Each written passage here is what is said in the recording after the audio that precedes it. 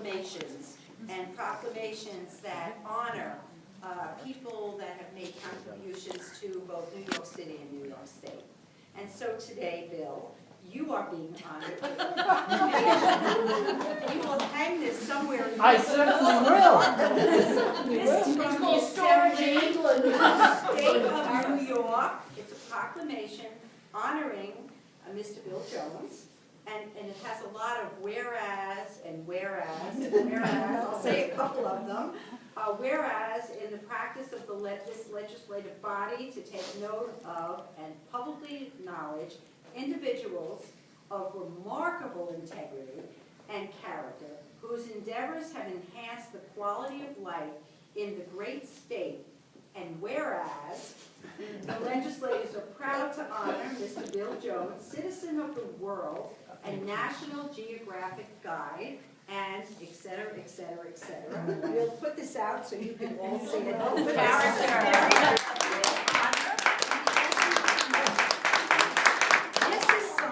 This is signed by Michael Cusick, Matthew Tatone, Nicole Militakis, and Joseph Borelli. These are all our state legislators, and they have put together this proclamation, which you should proudly have in France. Who cares? But it's for you. Wow. There you are. Meg, please. So this is really exciting. Wow. And they're young enough that they could become something better than a state elected official. Okay. Oh, I've got a spot for this. Okay. Janet has Wait a to second, wait a second. Come on. You have to be part of this, even though he's getting it, we know. We women know. That's good, okay. Ready? Tilt it a little bit more. There's a light on it, so get a little bit. I think it's that light back Yeah. there. Anyway, in New York City, New York State, these are things. I'm sorry we didn't get That's that. great. Okay, just look at me, big smiles.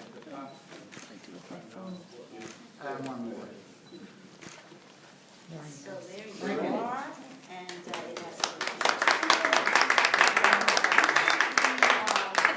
has something to pack. site in New York, right?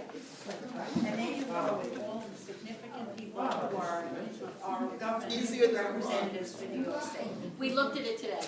You should get National Geographic to ship it to Paris. Well, fortunately, I did bring a big suitcase. Photos. Good man.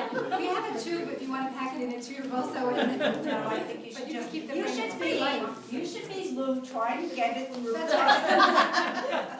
I'm just happy that The story customs they didn't Lou sort is of check on that. Because I was wondering what I would say. Lou traveled with us, and we're buying But a these rug. crazy Lou people here, Lou says to me, Well, thank goodness you guys are not in Bill Australia, says, because we're not allowed to import wooden items. I said, I can't carry the rug. So he looks up, he looks at Lou and says, will you carry the rug for her? Because I would want it, no, carry it. We'll carry the rug That's good, through yeah. the rest of Tibet, through China. And through first class, right? Where did you go in China? We went to Beijing and Chengdu, and then to Tibet. But Lou loved the trip. Okay. He's coming to the house.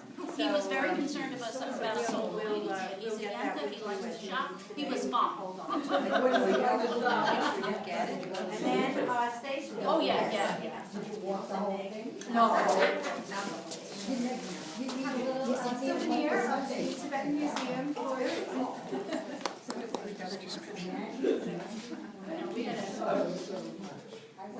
I was going to expect it. Well, don't say that. It's a dozen cannolis.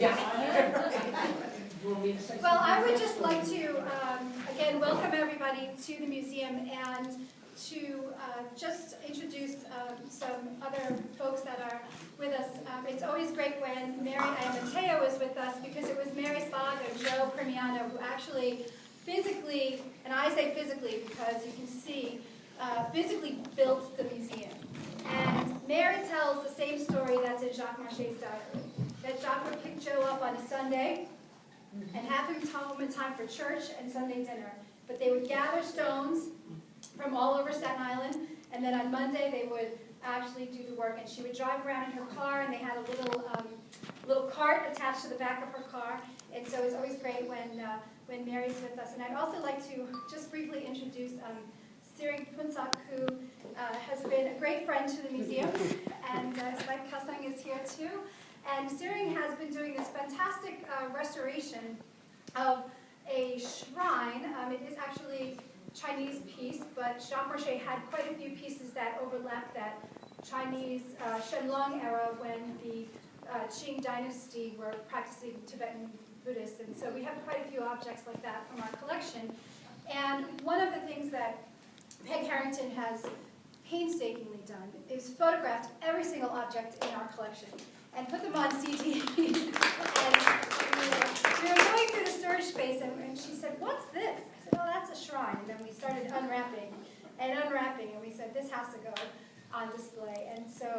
And then I found the picture and was scared. So this is kind of our work in progress. So you're here a little bit with a behind-the-scenes tour of some of the restoration that's been going on, but we're thrilled that this is happening, and so we're thrilled that Siring is also with us. And then I think everybody else here kind of lets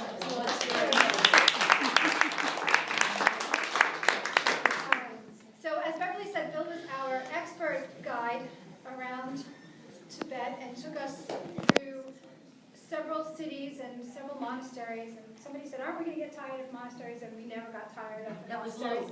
That was low. But it was really, really fantastic. And then to have time after the day's activities to just sit in the lobby of the hotel or sit at dinner and get the behind the scenes and get that little extra bit of information about what we had seen that day, and then combine that with stories of Bill's travels to Bhutan and other areas of the Himalayas. And it really was a wonderful personal experience for us, and it was almost like being in a college course for 10 days. and I really felt, I know I personally came back with a lot of knowledge, and coming from the history side to the art side, it really was fantastic for me. So thank you, Bill, for being such a great guide for us. And I will let you tell everybody the reason that we're all here, which is really, really super fantastic, and I'm very excited about it too. Okay, well, it was a thrill for me to meet you guys, seriously. But what am I giving you? Let's see, the interesting thing. One of the things, that I learned from the trip was that I learned about this museum, which, in my ignorance, I really did not know existed. Well, of course, as you all probably know, in Buddhism, in Tibetan Buddhism, we're all born ignorant. And we need to be educated on these things. So it was a revelation for me. And I'm speaking with Meg and with Peg, Beverly, and Pat, and Larry, and everyone there. I began to learn about this museum and what they were trying to do, particularly about the reconstruction of the altar, which was something that I took very, very close to my heart, because, in many ways, Buddhism it's a daily practice, it's a daily ritual. In many ways, you shouldn't just be looking at the objects, you should actually be participating.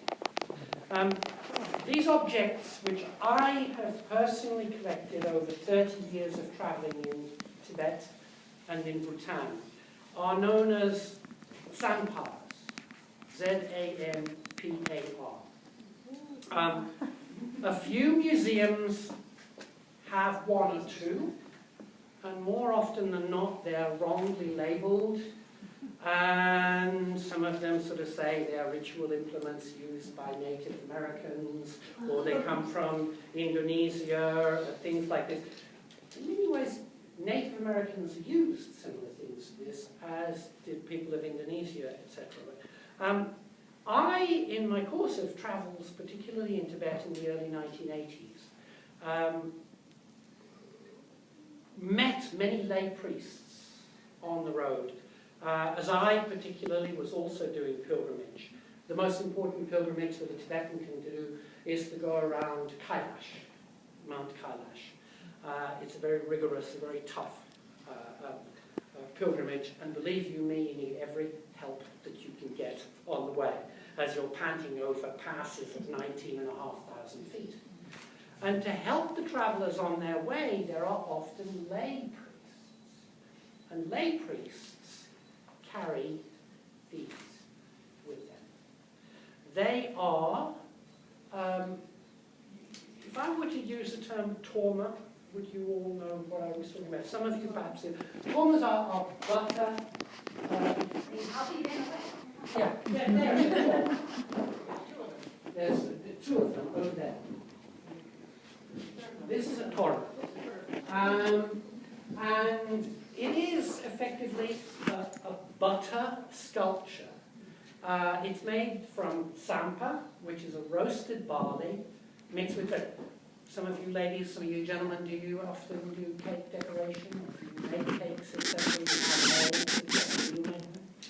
Now, traditionally, everyone knows about these larger tormas, which are put on altars, and then rituals are performed, etc. What people don't do are these, which are carried by lay priests as they are traveling along to help you and me do the journey. You know, we'll all need every little bit of help that we can get.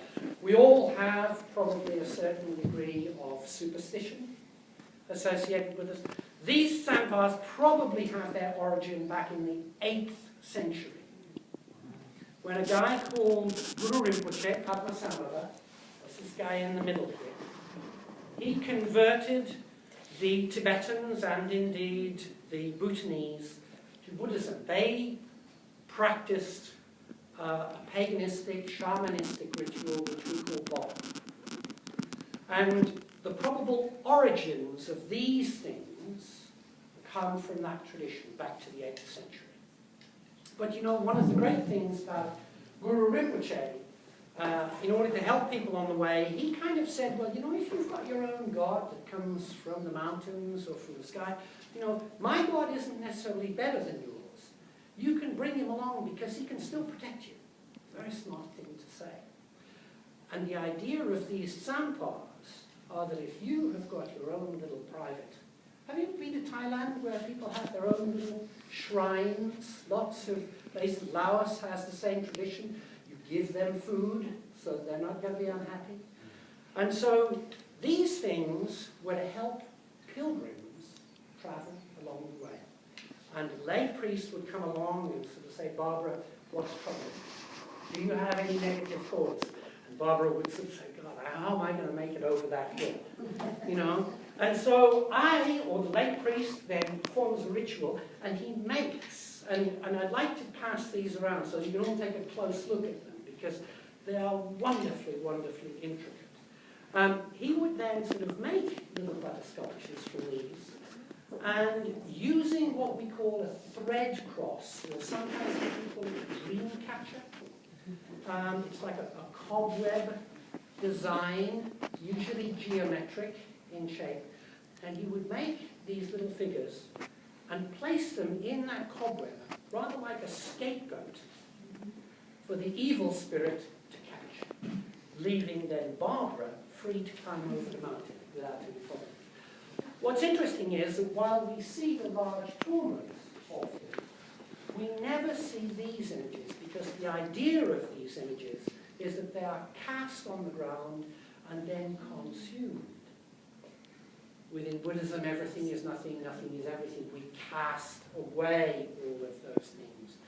And so, my whole point about giving these to the museum is that I want to encourage the museum, and from talking with people like Peg and Meg particularly, where you have, I know, lots of people coming with the help of Tsering and Kezang, who are far more versed with these things exactly in many ways than I am. But I would like to encourage you to try to use these, to get people to handle them. They are not meant to be over there so that you don't see them. I'd like to maybe encourage you as a museum to start to perform some of these rituals.